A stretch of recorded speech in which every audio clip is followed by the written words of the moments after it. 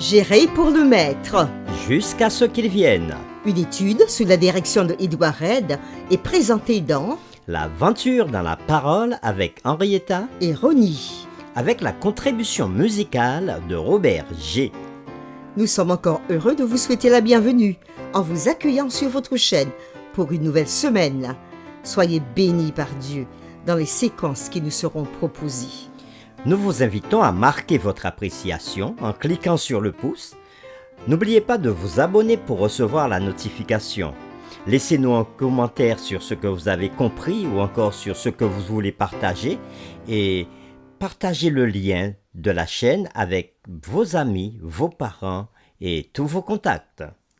Nous avons commencé le nouveau thème de ce trimestre avec la série numéro 1, Membres de la famille de Dieu. Puis, la série numéro 2, les alliances de Dieu avec nous. La série numéro 3, le contrat de la dîme.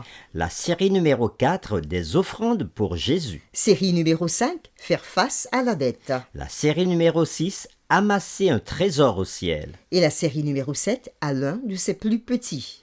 Et aujourd'hui, commence la série numéro 8 qui ira du 18 février au 24 février 2023 et qui a pour thème Planifier pour réussir. Les lectures de la semaine concernent les chapitres suivants. Ecclésiaste chapitre 12, le verset 1er. Genèse chapitre 2, le verset 15. 1 Timothée chapitre 5, le verset 8. Colossiens 3, versets 23 et 24. Genèse chapitre 39, versets 2 à 5. Et Proverbes chapitre 3, versets 5 à 8. Le texte à mémoriser de cette semaine que nous vous invitons à dire avec nous se trouve dans Colossiens chapitre 3, versets 23 et 24. Tout ce que vous faites, faites-le de bon cœur, comme pour le Seigneur et non pour des hommes, sachant que vous recevrez du Seigneur l'héritage pour récompense. Servez Christ, le Seigneur. Nous vous invitons à le répéter à nouveau avec nous, Colossiens chapitre 3, versets 23 et 24. Tout ce que vous faites, faites-le de bon cœur, comme pour le Seigneur et non pour des hommes, sachant que vous recevrez du Seigneur l'héritage pour récompense. Servez Christ, le Seigneur.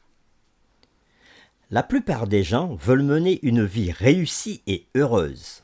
Bien sûr, dans un monde déchu où la tragédie et la calamité peuvent frapper à tout moment, cet objectif n'est pas toujours facile à atteindre. Ensuite, il y a aussi la question de savoir comment nous définissons le succès. S'il faut parler de la réussite, le cas de Joseph en Égypte serait certainement un bel exemple, n'est-ce pas? De la prison au palais. D'autre part, qu'en est-il de Jean-Baptiste? De la prison à la tombe. Quel a été le succès de sa vie? Encore une fois, tout dépend de la façon dont vous définissez le succès. Les Écritures nous enseignent que nous devons servir le Seigneur dès notre jeunesse. C'est ce qui est dit dans Ecclésiaste chapitre 12, le verset 1.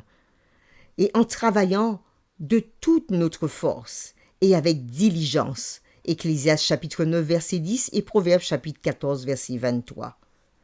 De plus, nous devons demander conseil au Seigneur dans tout ce que nous avons l'intention d'accomplir, tel que nous l'indique Proverbes chapitre 3, le verset 5.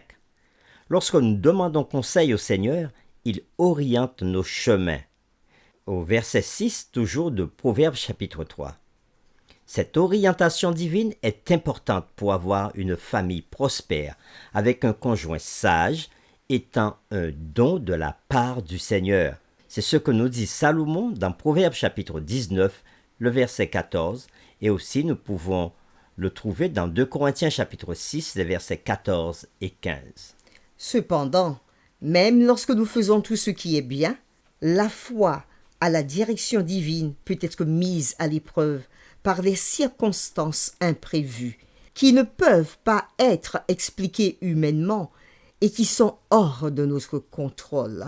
De tels tests peuvent subvenir par des conflits conjugaux, La perte de biens ou de la santé défaillante. ou la mort d'êtres chers.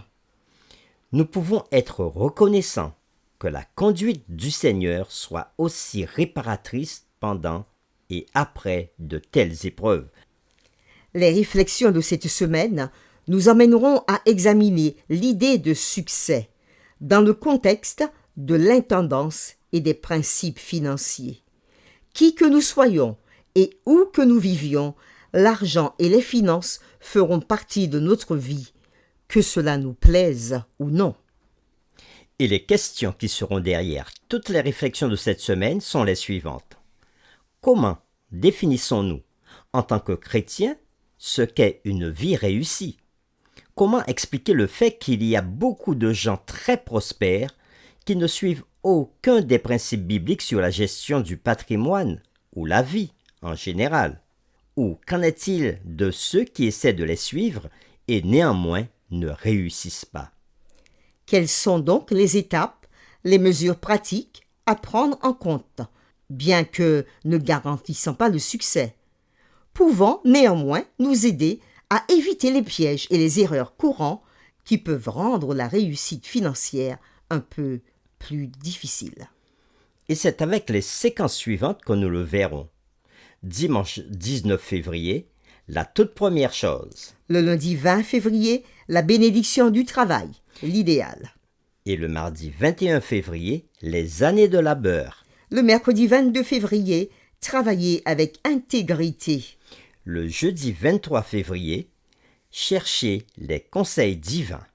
Et le vendredi 24, comme d'habitude, nous aurons des résumés et des réflexions avancées. Pour terminer, nous vous invitons à prier avec nous.